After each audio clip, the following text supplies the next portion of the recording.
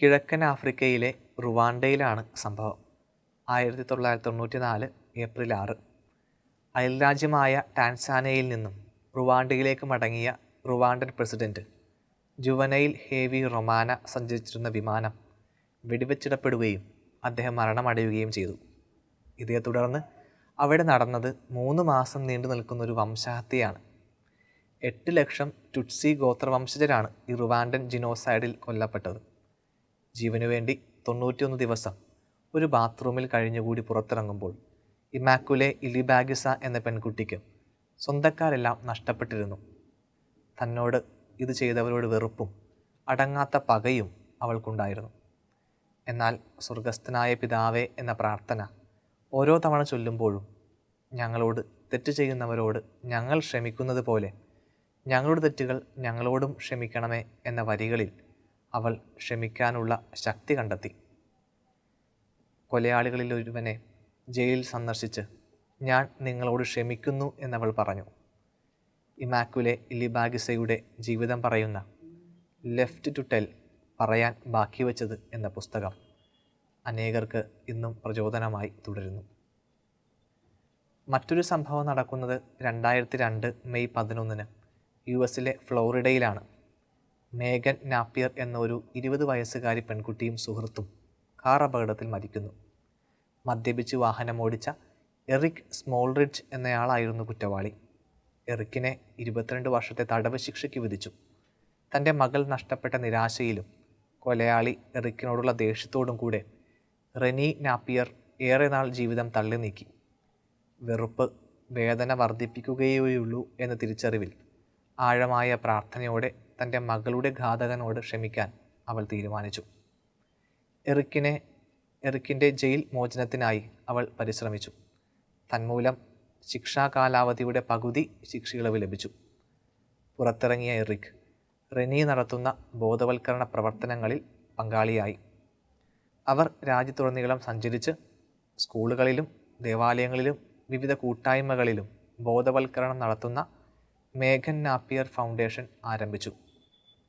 ക്ഷമിക്കുന്നതും ക്ഷമിക്കപ്പെടുന്നതും ഉണ്ടാക്കുന്ന രൂപാന്തരീകരണത്തിൻ്റെ സന്ദേശകരായി അവർ പ്രവർത്തനം തുടരുന്നു. വേറൊരു സംഭവം നടക്കുന്നത് 2015 US-ലെ സൗത്ത് കാരോലിനയിലെ ചാൾസ്റ്റൺ ദേവാലയത്തിലാണ്. കറുത്തവർഗക്കാരുടേതായിരുന്നു ഈ ദേവാലയം.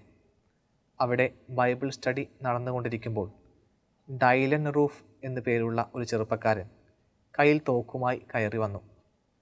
അയാളുടെ വെടിയേറ്റ് 9 പേർ കൊല്ലപ്പെട്ടു.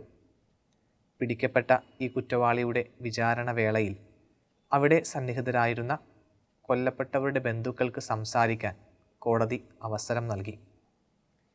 ഈ കുറ്റവാളിക്ക് പരസ്യമായി മാപ്പ് നൽകിക്കൊണ്ട് അയാൾക്കായി അവർ പ്രാർത്ഥിച്ചു. തൻ്റെ അമ്മയെ നഷ്ടപ്പെട്ട നദീൻ കൊള്ളീർ എന്ന യുവതി ഈ കൊലയാളിയോട് പറഞ്ഞു, ഐ ഫോർഗിവ് യു.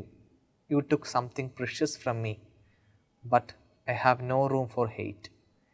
എനിക്ക് ഏറെ പ്രിയങ്കരമായത് നീ കൊണ്ടുപോയി, പക്ഷേ വെറുപ്പിന് എന്നിലിടമില്ല. അതുകൊണ്ട് ഞാൻ നിങ്ങളോട് ക്ഷമിക്കുന്നു. സ്നേഹം നിറഞ്ഞവരെ, ഈ ഞായറാഴ്ചത്തെ സുവിശേഷത്തിൽ നാം വായിച്ചു കേൾക്കുകയാണ്, ശത്രുക്കളെ സ്നേഹിക്കുവിൻ, നിങ്ങളെ ദ്വേഷിക്കുന്നവർക്ക് നന്മ ചെയ്യുവിൻ, ശപിക്കുന്നവരെ അനുഗ്രഹിക്കുവിൻ, അധിക്ഷേപിക്കുന്നവർക്ക് വേണ്ടി പ്രാർത്ഥിക്കുവിൻ, ഒരു ചെകിട്ടത്ത് അടിക്കുന്നവന് മറ്റേ ചെകിട് കൂടി കാണിച്ചു കൊടുക്കുക, ശത്രുക്കളെ സ്നേഹിക്കുക എന്നൊക്കെയാണ്. ഇതൊക്കെ സാധ്യമാണോ? അല്പം പ്രയാസമാണെങ്കിലും ഇതൊക്കെ സാധ്യമാണെന്ന് പറയാനാണ് ആദ്യം തന്നെ 3 ഉദാഹരണങ്ങൾ പറഞ്ഞത്. ഉദാഹരണങ്ങൾ ഇനിയും ലഭ്യമാണ്. ദൈവത്തിൻ്റെ കരുണയോട് അല്പം അടുക്കുമ്പോഴാണ് നമുക്കിതൊക്കെ സാധ്യമാകുന്നത്. അതുകൊണ്ടാണ് ഈശോ സുവിശേഷത്തിൽ പറയുക, നിങ്ങളുടെ സ്വർഗസ്ഥനായ പിതാവ് കരുണയുള്ളവനായിരിക്കുന്നത് പോലെ നിങ്ങളും കരുണയുള്ളവരായിരിക്കുവിൻ എന്ന്. എന്നാൽ എപ്രകാരമാണ് ദൈവത്തിൻ്റെ കരുണ? അത് പരിധികളില്ലാത്തതാണ്. കരുണ എന്നത് നമ്മുടെ അവകാശമോ നമുക്ക് അർഹമായതോ ആണോ? തെറ്റ് ചെയ്തവർ അർഹരാവുക ശിക്ഷയ്ക്കാണ്. എന്നാൽ ആ ശിക്ഷയേക്കാൾ ഉപരി തൻ്റെ കൃപയും സ്നേഹവും ക്ഷമയും ദൈവം നൽകുമ്പോൾ അതാണ് കരുണ. ഒരാൾക്ക് അയാൾ അർഹിക്കുന്നതിലധികം നന്മ നൽകുന്നതല്ലേ കരുണ.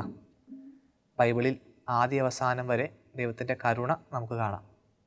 പാപം ചെയ്ത ആദത്തെയും ഹൗവയെയും ദൈവം ശിക്ഷിക്കുന്നെങ്കിലും കൈവിടുന്നില്ല. പാപത്താൽ ലജ്ജിതരായ അവരുടെ നഗ്നത മറയ്ക്കാൻ ദൈവമായ കർത്താവ് തോലുകൊണ്ട് ഉടയാടി ഉണ്ടാക്കി ആദത്തെയും അവൻ്റെ ഭാര്യയെയും ധരിപ്പിക്കുന്നതായി ഉൽപ്പത്തി പുസ്തകത്തിൽ നമ്മൾ വായിക്കുന്നുണ്ട്. തൻ്റെ സഹോദരൻ ആബേലിനെ കൊന്ന കായേനും ശിക്ഷയ്ക്ക് അർഹനാണെങ്കിലും ദൈവത്തിൻ്റെ കരുണ ആരും അവനെ കൊല്ലാതിരിക്കാനുള്ള ഒരടയാളമായി കായേൻ്റെ മേൽ ദൈവം പതിക്കുന്നു. ഏറെ വർഷം ഈജിപ്തിൻ്റെ അടിമത്തത്തിൽ കഴിഞ്ഞിരുന്ന ഇസ്രായേൽ ജനത്തെ മോചിപ്പിക്കുന്നതും പലവട്ടം ദൈവത്തെ ധിക്കരിച്ചിട്ടും ശിക്ഷയേക്കാളേറെ രക്ഷ നൽകി അവരെ കാനാൻ ദേശത്തേക്ക് എത്തിക്കുന്നതും ദൈവത്തിൻ്റെ കരുണയാണ്. വ്യഭിചാരവും കൊലപാതകവും ദാവീദ് രാജാവിൻ്റെ പാപങ്ങളുടെ കാഠിന്യം വർദ്ധിപ്പിക്കുമ്പോഴും അനുതപിക്കുന്ന ദാവീദിനടുത്ത് നാഥാൻ പ്രവാചകൻ കർത്താവിൻ്റെ കരുണയുടെ വാക്കുകൾ എത്തിക്കുന്നു. കർത്താവ് നിൻ്റെ പാപം ക്ഷമിച്ചിരിക്കുന്നുവെന്ന് അവിടെ പറയുകയാണ്. വലിയ പാപികളായ നിനവെ നിവാസികളോട് കരുണ കാണിക്കുന്ന കർത്താവ് അവർക്കായുള്ള ശിക്ഷ വേണ്ടെന്ന് വെക്കുന്നുമുണ്ട്. പിതാവായ ദൈവത്തിൻ്റെ കരുണ അതിൻ്റെ പൂർണ്ണ രൂപത്തിൽ നമ്മൾ കാണുന്നത് യേശുവിലാണ്. അതുകൊണ്ട് തന്നെ യേശുവിൻ്റെ എല്ലാ വാക്കുകളും പ്രവൃത്തികളും ഈ പിതാവിൻ്റെ കരുണയുടെ നേർക്കാഴ്ചയാണ്. പിതാവിൽ നിന്നും തൻ്റെ അവകാശവും വാങ്ങി ഒടുവിൽ എല്ലാം നഷ്ടപ്പെടുത്തി മടങ്ങി വരുമ്പോഴും ഒട്ടും കുറവില്ലാത്ത സ്നേഹത്തോടെ ധൂർത്തപുത്രനെ ആലിംഗനം ചെയ്ത് സ്വീകരിക്കുന്ന പിതാവിൻ്റെ കഥ യേശുനാഥൻ പറയുമ്പോൾ അവിടെ യേശുവിൻ്റെ പോയിൻ്റ് ഓഫ് റെഫറൻസ് കരുണയുള്ള ഈ സ്വർഗസ്ഥനായ പിതാവല്ലാതെ മറ്റാരാണ്?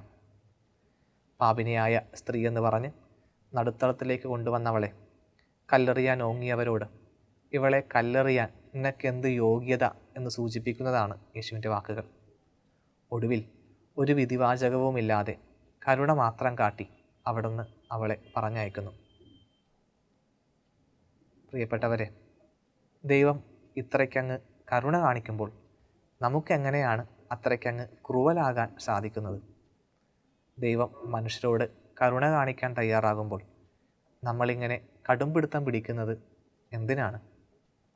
കരുണയെന്നത് നമ്മൾ മനുഷ്യരുടെ ഔദാര്യമല്ല, അത് ദൈവത്തിൻ്റെ സ്വഭാവമാണ്. ദൈവം ഇത്രയേറെ കരുണ കാണിക്കുമ്പോൾ ഈ കരുണയ്ക്ക് കുറുകെ നിൽക്കാൻ നമ്മളാരാണ്?